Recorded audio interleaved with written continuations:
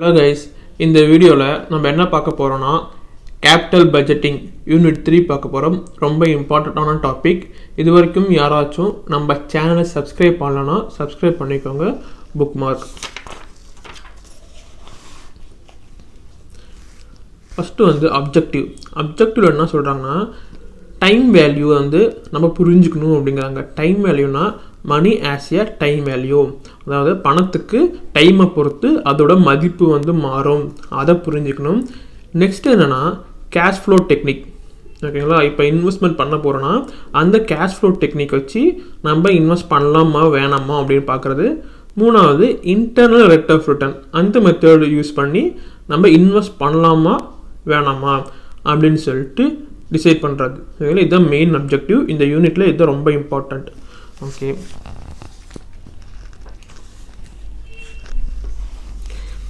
ஏற்கனவே என்ன சொல்லியிருக்காங்கன்னா மணி ஆஸ் எ டைம் வேல்யூன்னு சொல்லியிருக்காங்க.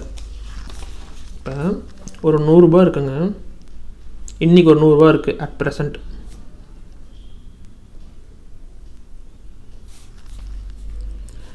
ஆஃப்டர் 5 இயர்ஸ் அப்போ ஒரு 100 ரூபா இருக்குன்னு வச்சுக்கோங்க. இது ரெண்டும் ஈக்குவலாக இன்றைக்கி இருக்கிற 100 ரூபாயும் 5 வருஷத்துக்கு அப்புறம் இருக்கிற 100 ரூபாயும் ரெண்டும் ஈக்குவலான்னு கேட்டால் கிடையாது. ஏன்னா இன்றைக்கி நம்ம 100 ரூபா வச்சுக்கிட்டு என்னெல்லாம் பர்ச்சேஸ் பண்ண முடியுமோ சேம் அதே குட்ஸை அதே பொருட்களை 5 இயர்ஸ் கழித்து பர்ச்சேஸ் பண்ண முடியாது. ஏன்னா 5 வருஷத்துக்குள்ளே பொருளோட விலைவாசியெல்லாம் ஏறி இருக்கும். ஓகேங்களா, அப்படி பார்க்கும்போது இன்றைக்கி இருக்க 100 ரூபாய்க்கு என்ன பொருள் பர்ச்சேஸ் பண்ண முடியுமோ சேம் குட்ஸை ஆஃப்டர் 5 இயர்ஸு பர்ச்சேஸ் பண்ண முடியாது. இந்த இடத்துல வந்து நமக்கு என்ன புரியுதுன்னா இன்றைக்கி இருக்க 100 ரூபா வந்து 5 வருஷத்துக்கு கழித்து பார்க்கும்போது அதோட ஒர்த்து கம்மியாக இருக்குது அப்படின்னு சொல்லிட்டு அர்த்தம்.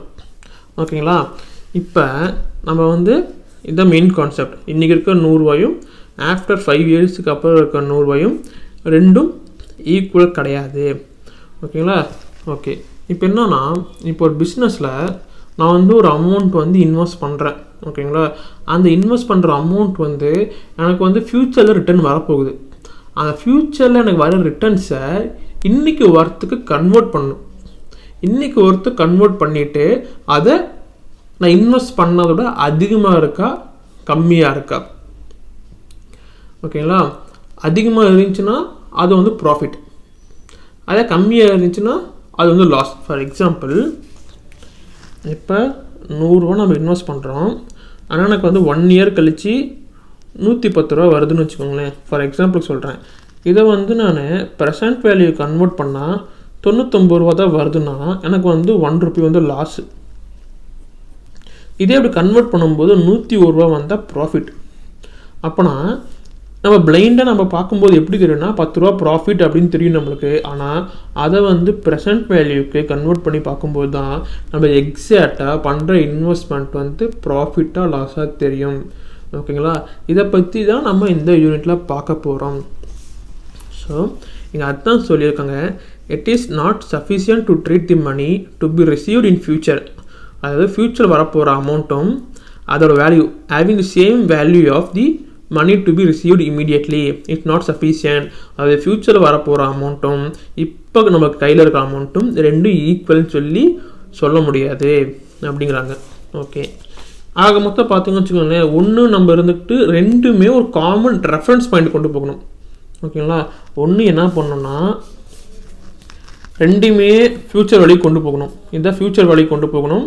ஸோ இது ஃப்யூச்சரில் இருக்குது. ஓகே, ஒன்று இப்படி கன்வெர்ட் பண்ணி கண்டுபிடிக்கலாம், இல்லைனா ஃப்யூச்சரில் இருந்து ப்ரெசன்ட் வேல்யூக்கு அதோட இதை கன்வெர்ட் பண்ணிட்டு கம்பேர் பண்ணிக்கலாம். பட் மெயினாக எல்லா இடத்துலையும் எங்கே என்ன யூஸ் பண்ணுறாங்கன்னா ஃப்யூச்சர் வேல்யூவை ப்ரெசன்ட் வேல்யூக்கு கன்வெர்ட் பண்ணி தான் யூஸ் பண்ணுறாங்க. ஏன்னா இதுதான் வந்து கொஞ்சம் நம்மளுக்கு எஃபிஷியண்ட்டாக இருக்குது. ஸோ இன்றைக்கி ஒர்த்துன்னு பார்க்கும்போது ஈஸியாக நம்மளுக்கு வந்து ஜட்ஜ் பண்ண முடியும். ஸோ அதான் இங்கே கொடுத்துருக்காங்க. It is easier to think in terms of what the future cash flow are worth now. ஃபியூச்சரில் இருக்கிறத ஃபியூச்சர் கேஷ் ஃப்ளோவை இன்றைக்கி ஒர்த்துக்கு எவ்வளோன்னு சொல்லி கண்டுபிடிக்கிறோம். ஸோ ப்ரெசன்ட் வேல்யூ தஸ் யூஸிங் ப்ரெசன்ட் டைம் இன்றைக்கி வேல்யூ கண்டுபிடிக்கிறோம் as a common reference point. So இப்போ ஏற்கனவே ஒரு 100 ப்ரெசென்ட்டில் இருக்குது, ஃப்யூச்சரில் ஒரு அமௌண்ட்டை ப்ரெசென்ட்டுக்கு கன்வெர்ட் பண்ணோம்னா காமனாக ஒரு ரெஃபரன்ஸ் பாயிண்ட் கொண்டு வந்துட்டோம். இன்றைக்கி மதிப்பில் ரெண்டுக்கும் எவ்வளோ வந்து டிஃப்ரென்ஸ் இருக்குது, ஒர்த்தா இல்லையா அப்படின்னு பார்க்குறோம். ஓகேங்களா. நெக்ஸ்ட் என்னென்னா ப்ரெசன்ட் வேல்யூக்கு ஃபார்முலா கொடுத்துருக்காங்க. So P = m / 1 + r whole power n. இதை பார்த்தீங்கன்னா சேம் நம்ம ஆன்யூட்டிலையும் இந்த யூஸ் பண்ணோம் ப்ரெசன்ட் வேல்யூ கண்டுபிடிக்கிறதுக்கு. அதே மாதிரி நம்ம இருந்துக்கிட்டு பாண்ட்லேயும் ப்ரெசன்ட் வேல்யூ வந்து கண்டுபிடிக்கிறதுக்கு யூஸ் பண்ணோம். இங்கேயும் அதை தான் யூஸ் பண்ணுறோம். ஸோ அக்கௌண்டிங் பொறுத்த வரைக்கும் நம்ம ஃப்யூச்சர் கேஷ் ஃப்ளோ எல்லாத்தையுமே ப்ரெசன்ட் வேல்யூ கன்வெர்ட் பண்ணி தான் அதை செக் பண்ணுவாங்க. இப்போ இதை வேறு எப்படி எழுதலாம் பார்த்தீங்கன்னா m × 1 + r whole power n. இதை என்னன்னு சொல்கிறாங்கன்னா டிஸ்கவுண்டிங் ஃபேக்டர் அப்படிங்கிறாங்க.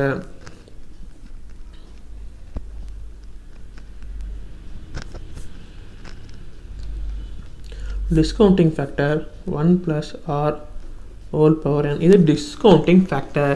அதாவது டிஸ்கவுண்டிங் ஃபேக்டர்னு சொல்லிட்டு புக்கில் செப்பரேட்டாக எங்கேயுமே கொடுக்கல. பட் உள்ளே பார்த்தீங்கன்னா சப் டாபிக் வந்து நமக்கு தெரியாமல் இன்டேரக்டாக கொடுத்துருப்பாங்க. எக்ஸாமில் வந்து டிஸ்கவுண்டிங் ஃபேக்டரை வந்து நிறையா டைம் கேட்டிருக்காங்க. நெக்ஸ்ட்டு டிஸ்கவுண்டிங் ரேட்னு ஒன்று இருக்குங்க.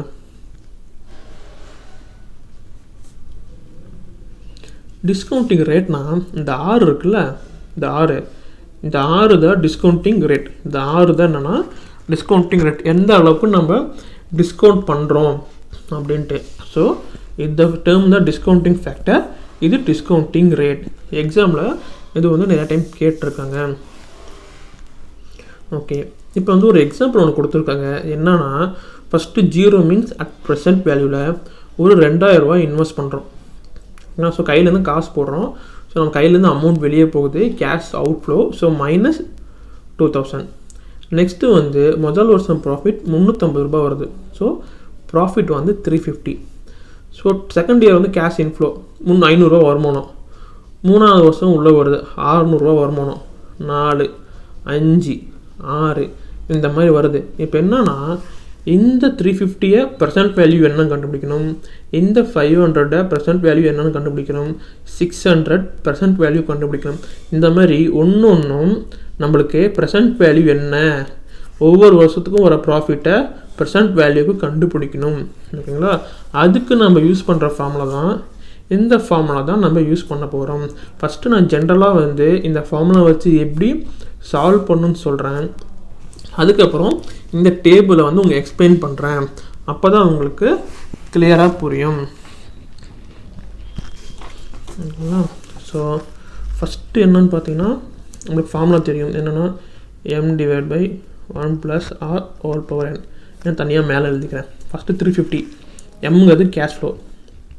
ஸோ 350 / r என்னது, இவங்க 10% கொடுத்துட்டாங்க. ஸோ r வந்து discounting in factor at the rate of 10%. So discounting rate வந்து 10% கொடுத்துருக்காங்க. 10%னா எவ்வளோ நம்மளுக்கு, 10%னா சரி கால்குலேட்டர் தரலையா, 10%னா 0.1, அதோட +1 பண்ணால் 1.1.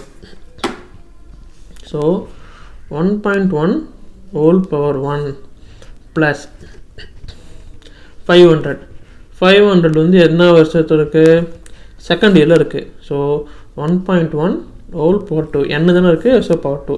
அதே மாதிரி 600 third year 1.1 whole power 3 plus fourth year 800 1.1 whole power 4 plus fifth year வந்து 800 1.1 whole power 5 plus sixth year 600 1.1 whole power 6.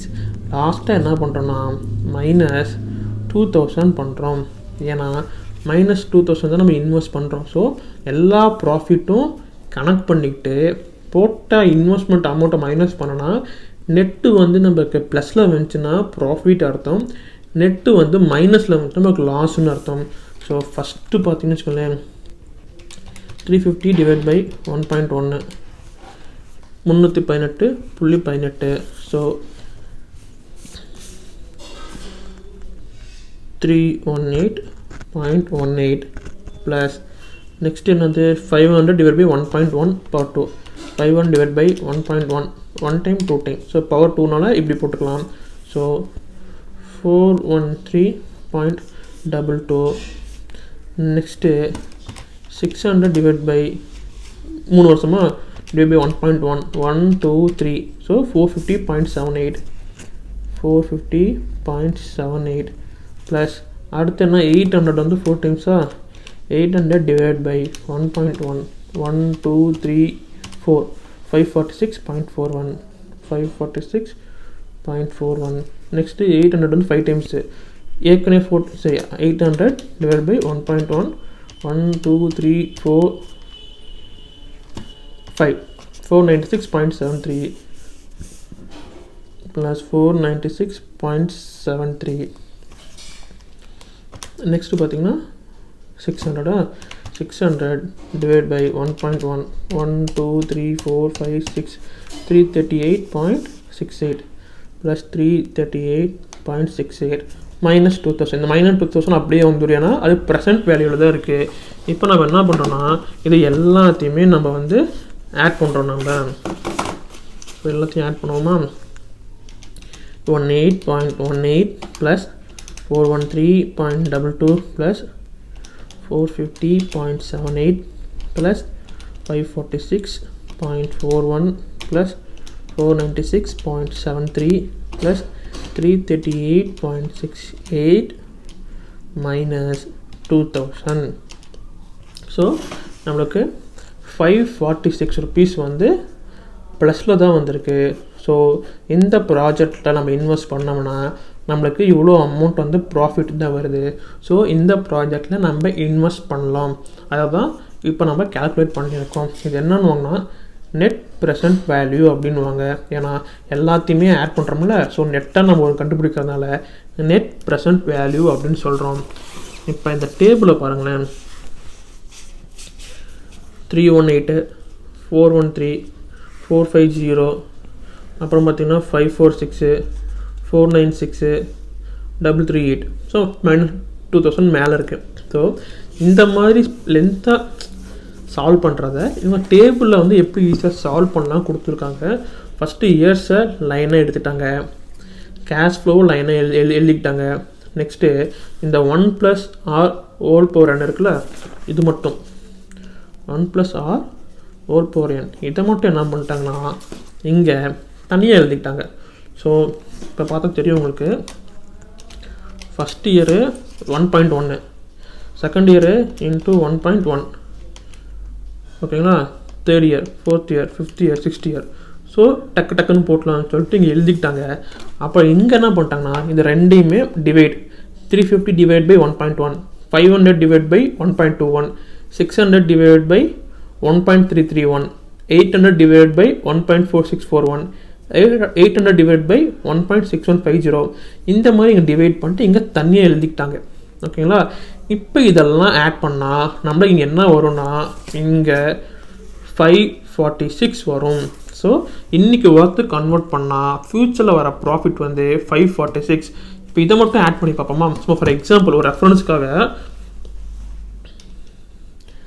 350 + 500 + 600 + 800 + 800 + 600 so 3650 profit ஆக்சுவலாக நம்மளுக்கு சும்மா ஜென்ரலாக கனெக்ட் பண்ணால் ஆனால் ப்ரெசென்ட் வேல்யூ கன்வெர்ட் பண்ண நம்மளுக்கு எவ்வளோ வருது 546 இவ்வளோ தான் நம்மளுக்கு ப்ராஃபிட் ஸோ இதுக்கு தான் நம்ம என்ன பண்ணுறோன்னா ஃப்யூச்சர் கேஷ் ஃப்ளோ எல்லாத்தையுமே ப்ரெசென்ட் வேல்யூக்கு கன்வெர்ட் பண்ணி நம்ம யூஸ் பண்ணிக்கிறோம் ஓகே உங்களுக்கு இன்னொரு ஷார்ட்கட் சொல்கிறேன் இந்த மாதிரி மெத்தட் போட்டாலும் லென்த்தாக இருக்குது இப்படி சால்வ் பண்ணாலும் லென்த்தாக இருக்குன்னு ஃபீல் பண்ணுறோம் இது எப்படி நம்ம இன்னும் ஈஸியாக சால்வ் பண்ணோம்னு பார்த்தீங்கன்னு வச்சுக்கோங்களேன்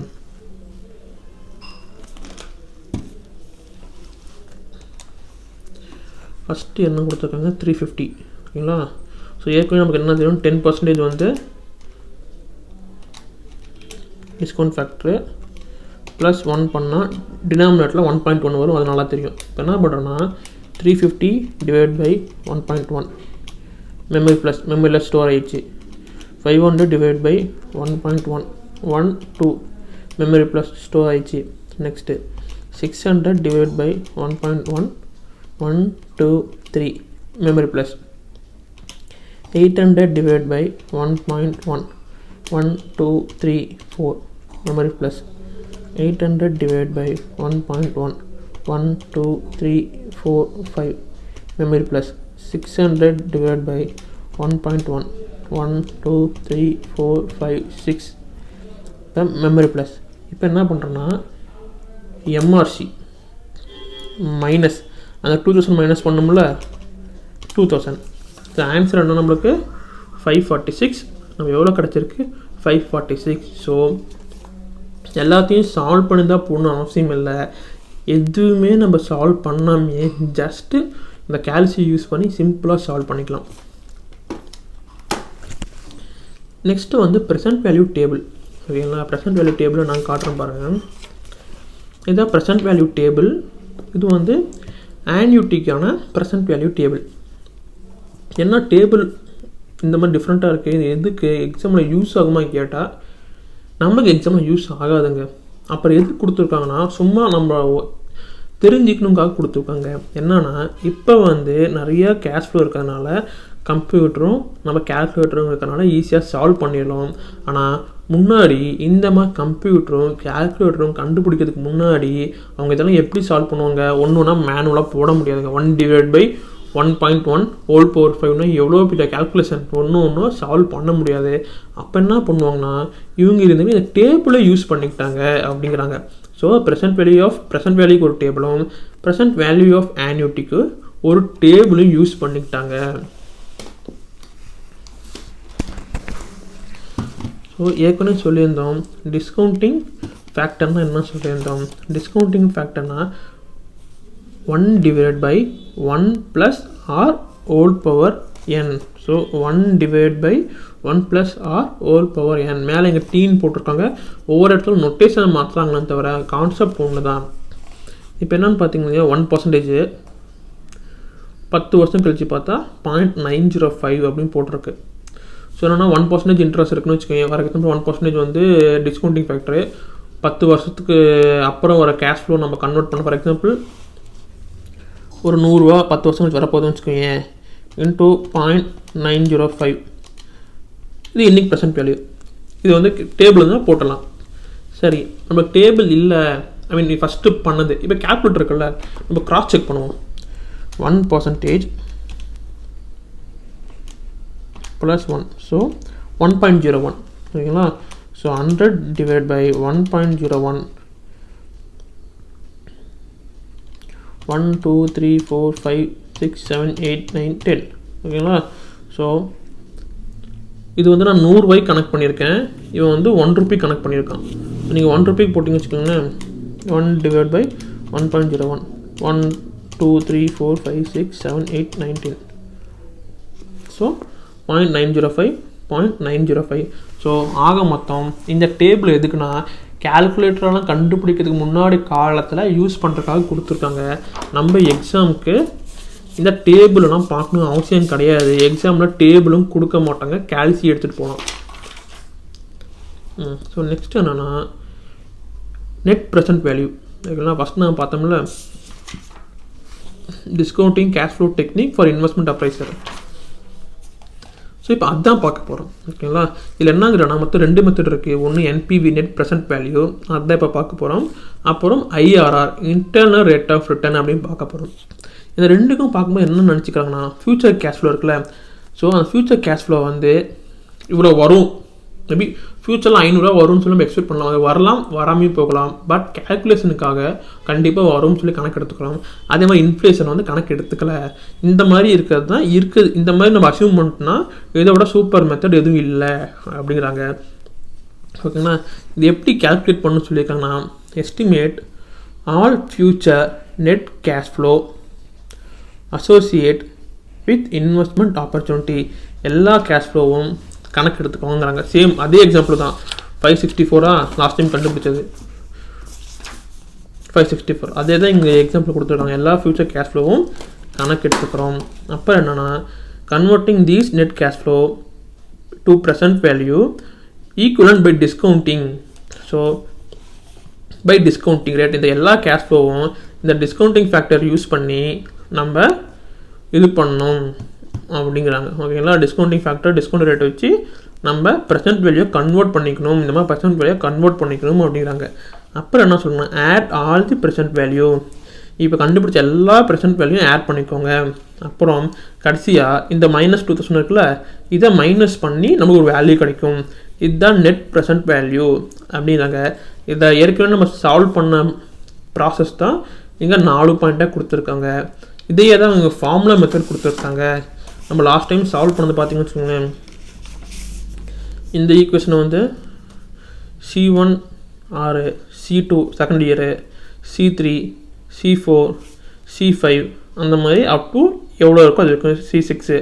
கடைசியில் -I வந்து -2000 இன்வெஸ்ட்மெண்ட். ஸோ I வந்து இனிஷியல் இன்வெஸ்ட்மெண்ட், R வந்து டிஸ்கவுண்ட் ரேட். இதே நமக்கு NPV நெகட்டிவாக இருக்குது. சப்போஸ் இங்கே நம்ம கன்வெர்ட் பண்ணும்போது நமக்கு வந்து -100 இல்லை -150 அப்படி வந்துச்சுன்னா நமக்கு லாஸு, அது பண்ணணும்னு அவசியம் கிடையாது அப்படிங்கிறாங்க. இவங்க என்ன எக்ஸாம்பிள் கொடுத்துருக்காங்கன்னா, ஒரு ஃபிலிம் இருக்குது, அவங்க என்ன பண்ணுறாங்கன்னா ஒரு பொம்மை செய்கிற கம்பெனி. இப்போ இவங்க வந்து 2 ஐடியா இருக்குது. ஒன்று புதுசாக ஒரு ஃபேக்ட்ரி ஓப்பன் பண்ணலாம், அப்படி இல்லைனா ஏற்கனவே இருக்கிற ஃபேக்ட்ரி லையிங் ஐடியல் ஏற்கனவே சும்மா இருக்கிற ஃபேக்ட்ரியை ரெனோவேட் பண்ணிட்டு நம்ம ரெனோவேட் பண்ணிட்டு அதை யூஸ் பண்ணலாமா. இப்போ 2 ஆப்ஷன் இருக்குது. ஸோ 2ல் எது பண்ணால் நமக்கு ப்ராஃபிட் வந்து நல்லா வரும் அப்படின்னு சொல்லி பார்க்குறாங்க. ஏற்கனவே நம்ம என்ன பண்ணோம்னா இந்த சம் சால்வ் பண்ணிட்டோம். அது சால்வ் பண்ணால் நமக்கு 564 rupees ப்ராஃபிட் வருது. ஓகேங்களா, என்ன சொல்கிறேன்னா, புதுசாக ஒரு ஃபேக்ட்ரி பண்ணோம்னா இனிஷியலாக காசு செலவு அதிகமாக இருக்கும், ஆனால் எல்லா வருஷமும் ப்ராஃபிட் கொஞ்சம் நல்லா இருக்கும். அந்த மெயின்டெனன்ஸ் செலவு கம்மியாக இருக்கும், ஸோ ப்ராஃபிட் அதிகமாக இருக்குங்கிறாங்க. இதே ப்ராஜெக்ட் பியில் வந்து இனிஷியலாக செலவு கம்மியாக இருக்கும், ஆனால் ரன்னிங் காஸ்ட் வந்து அதிகமாக இருக்கிறதுனால மெயின்டெனன்ஸு ரன்னிங் காஸ்ட் இதெல்லாம் அதிகமாக இருக்கிறதுனால நம்ம ப்ராஃபிட் கொஞ்சம் ரெடியூஸ் ஆகி வரும். ஸோ இந்த 2ல் எது பெஸ்ட்டு அப்படின்னு பார்க்கலாம்னு சொல்லி சொல்கிறாங்க. இப்போ பார்த்தீங்கன்னா 564 ஏற்கனவே கண்டுபிடிச்சாச்சு. இது என்னென்னா ப்ராஜெக்ட் பியில் அதோட கேஷ் ஃப்ளோ கொடுத்துருக்காங்க. இப்போ இதுக்கு நம்ம சம் சால்வ் பண்ணணும். ஸோ லாஸ்ட் டைம் மாதிரி பெருசாக நான் பேப்பர் எழுதியோ டேபிள்ஸன் போட்டோ சொல்லலை, ஏற்கனவே உங்களுக்கு கிளியராக சொல்லியாச்சு. இங்கே அந்த ஷார்ட்கட் யூஸ் பண்ண போகிறேன். So 200 divide by 1.1 memory plus, அடுத்து 260 divide by 1.1 memory plus, next 450 divide by 1.1 1 2 3 memory plus, 700 divided by 1.1 1 2 3 4 memory plus, again 700 divided by 1.1 1 2 3 4 5 memory plus, 400 divided by 1.1 1 2 3 4 5 6 memory plus. அப்புறம் MRC minus 1500 நமக்கு எவ்வளோ வருது 373.329. So 373.33. So இதுலேயும் நம்மளுக்கு profit தான் வருது, ப்ராஜெக்ட்லேயும் profit தான் வருது. ஆனால் எங்கே நமக்கு ப்ராஃபிட் 564 வருது, இங்கே 373 வருது. இதை விட நமக்கு இது அதிக ப்ராஃபிட் வரதுனால நம்ம இந்த ப்ராஜெக்ட் நம்ம சூஸ் பண்ணிக்கலாம். இப்படி தான் வந்து ஒரு பிஸ்னஸ் ஸ்டார்ட் பண்ணுறதுக்கு முன்னாடி ஃப்யூச்சரில் வர ப்ராஃபிட்டை இன்றைக்கி வேல்யூ கன்வெர்ட் பண்ணிவிட்டு அது ப்ராஃபிட் வருமா லாஸ் வருமா பண்ணலாமா வேணாமா சொல்லிட்டு பெரிய லெவலில் கார்ப்பரேட் கம்பெனிஸ் எல்லாமே திங்க் பண்ணுவாங்க. ஓகேங்களா, நெக்ஸ்ட் வீடியோவில் நம்ம IRR பார்ப்போம், internal rate of return. Thank you for வாட்சிங் வீடியோ. இது வரைக்கும் யாராவது நம்ம சேனலை சப்ஸ்கிரைப் பண்ணலன்னா சப்ஸ்கிரைப் பண்ணுங்கள். Book mark.